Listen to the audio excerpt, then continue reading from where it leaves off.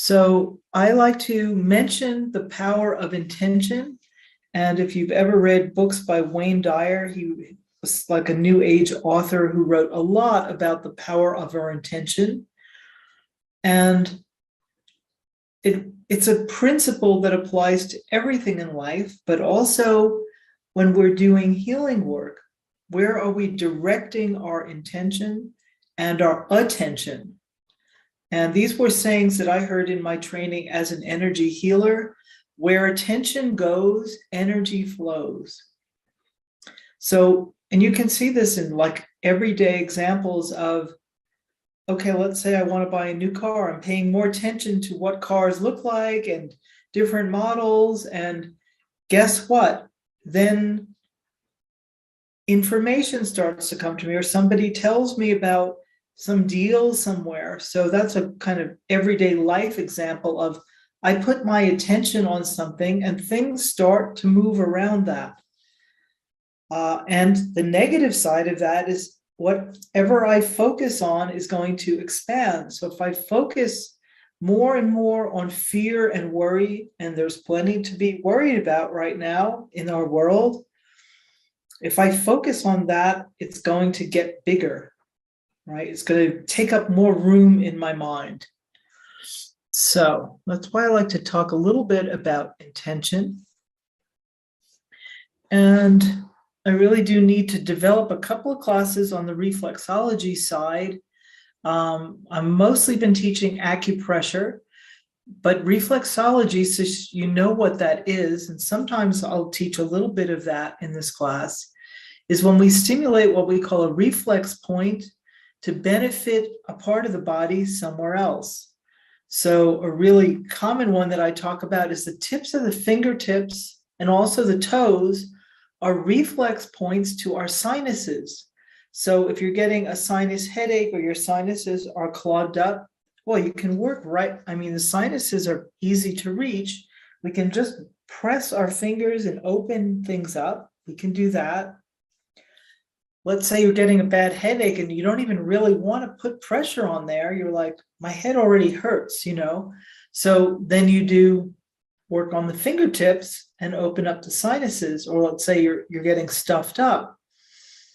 You just work on the points on all the tips of the fingers and toes if you want to. That would be an example of a little reflexology treatment that you give yourself.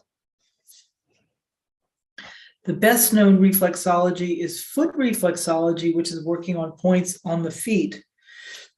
And the reason I haven't taught that is, again, because it's a little hard to reach your own feet, but I think I'm going to show you anyway and show you some creative ways to do that, because sometimes it's just hard to reach down there and really get a hold of our feet. But mostly, and what we'll talk about here today is acupressure. Again, this is pressure, finger pressure on an acupuncture point. And the points that we use, I'm going to show you some specific points. They are related to, again, we're in the system of Chinese medicine, and that looks at not only an organ, but also the organ system, which means the energy flows through the body to that organ, but also through these pathways called meridians. So acupressure, like acupuncture, unblocks the flow of energy through those pathways. All right, so talking a little more about acupressure points. And again, you could do acupressure on someone else, but I'm teaching you, today's class is really for yourself. And the beautiful thing is all you need to know is where the points are and how to press on them. You don't have to go to acupuncture school, which takes a few years. So acupressure is very safe. There's just a couple of things that are things to be cautious about.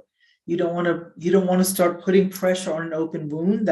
You probably wouldn't do that anyway, because it just wouldn't feel good, but we don't want to reopen a wound. And there are some points on the body that can induce labor for pregnant women. So we're actually, I think in this class, there's one or two of those, and I'll let you know what they are. So probably nobody in this class has to be concerned about that, but if you happen to be teaching this to somebody younger or a family member, something like that. Just keep that in mind. And again, our topic today is about boosting our energy. So, all right. That's the summary. That's for the end. And, okay. Wait. What's going on here?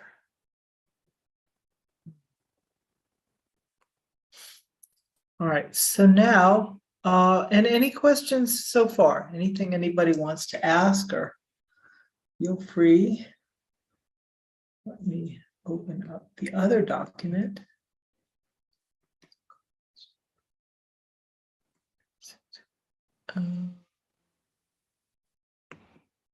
Here we go. Okay. And I will make sure that you get a copy of these notes. So this presentation is basically off some notes that I have here, and you're going to get a copy of this in your inbox after the class. And of course, you're welcome to take notes if you want. Okay, share screen. Okay, all right.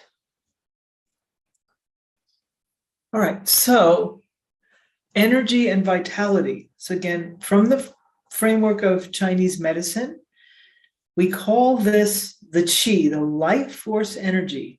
When it flows strongly through your body, then you're going to have more energy and vitality. Where the qi is stuck or blocked, you can have lower energy overall, and you can also develop, pain, illness, lack of movement in that area.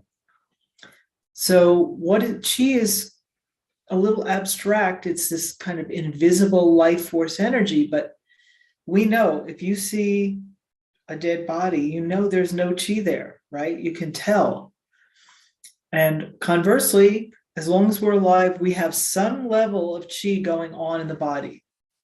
But we want this energy, the qi, to be flowing freely through the body. And we could think of the meridians as like the rivers or the pathways that the energy flows through. We want the flow to be strong, but not overpowering. Just like you wouldn't want a river to have so much overflow that it like spills out on the banks and causes flooding and breaks the dams and all that. Most of us don't have to be too worried about that kind of energy. Like sometimes you might look at a young kid and they seem like that. They're like, oh my God, so much energy. At this stage, usually we're just really wanting to restore the energy. We're not concerned about too much of it. But you could think of it as like somebody else whose energy is like super strong and overpowering. It's intense, right? That's hard to take being around that. So we want the right balance in our energy flow. And so I'm just talking a little bit more about ideas from Chinese medicine. So the kidneys and the bladder, the organs, the kidney and the bladder, and the meridian pathways are the main flows, how energy flows through the body. They happen to be very long meridians. Some meridians are shorter. So kidney comes all the way down the front of the body, down to the feet, and the bladder meridian